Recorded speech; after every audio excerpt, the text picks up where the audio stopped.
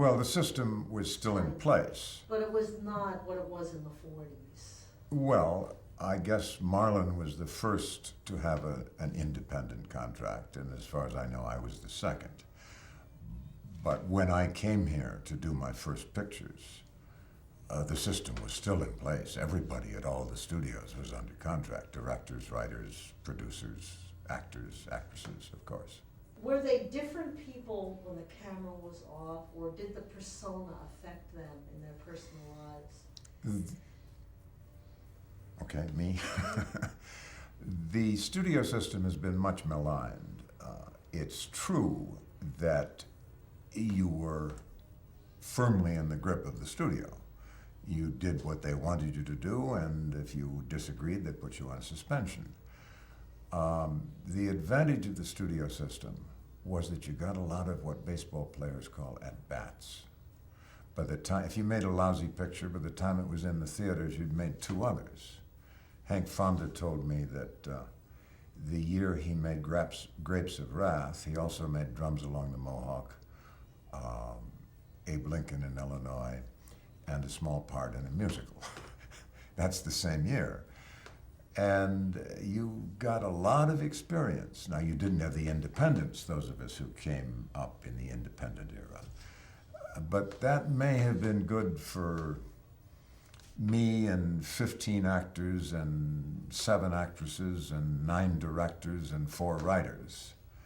But I suspect maybe there was a lot more opportunity in the 30s and 40s for a lot of actors and directors and writers.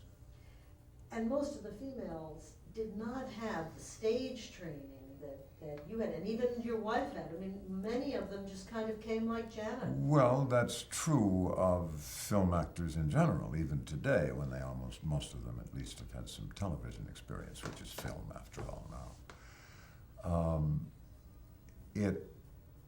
And for the women, it must have been a difficult time because their casting was limited.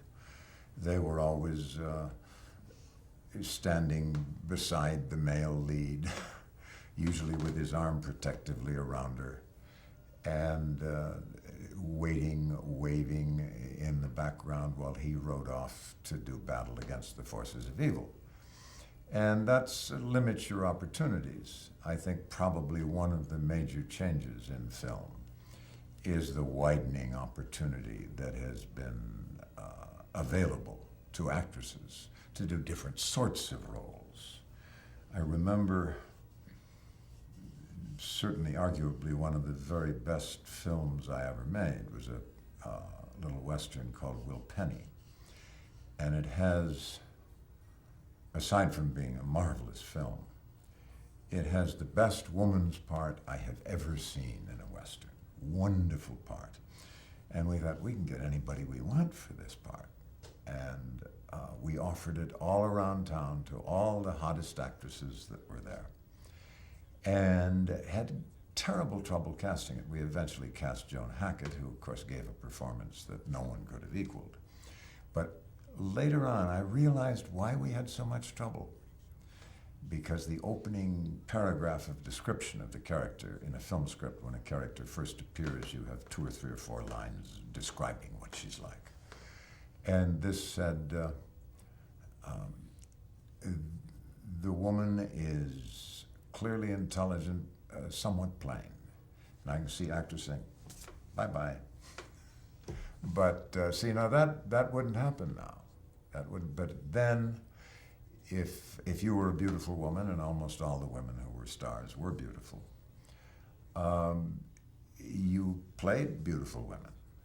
And the part in Will Penny was not such a character. But Joan understood that, and I think more and more. That was maybe one of the first examples of that.